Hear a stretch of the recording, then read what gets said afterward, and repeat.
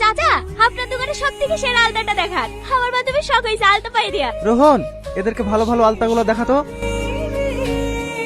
এখানে অনেক রকম আলতা আছে, আপনাদের কোনটা লাগবে দেখুন। কি রে, কোথায় হারিয়ে গেলে? না না, কোথাও না।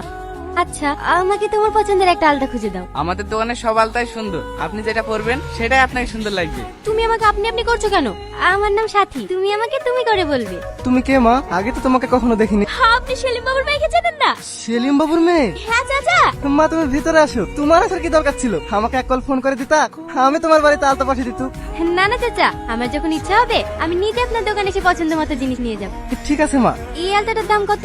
আরে না না, টাকা লাগবে না। হে রোহন, এটা সুন্দর করে প্যাকেট করে দে। আমার এলাকায় আমি হুঙ্কার দিলে বাঘে ঘুরতে এক ঘাটে জল খায়, আর তুই সেই সেলিমের বন্ধুর মেয়ের হাত ধুয়ে টেনিসি। তোর এত বড় বুকের কলিজা! এই কালুজা, জুতোর মালাটা পরিয়ে এই গ্রাম থেকে ঘাটে আটকা দিবে কই। এবার বুঝতে পারছি কেনে আলতার টাকা নিল না। কি যেতে বকছি? আমার তো এই কারণে তোদের বাড়িতে আসতে ভয় লাগে। তোকে কেন আব্বু কিছু বলবে? আমার আব্বু আমাকে অনেক ভালোবাসে, আমার জন্য সবকিছু করতে পারে।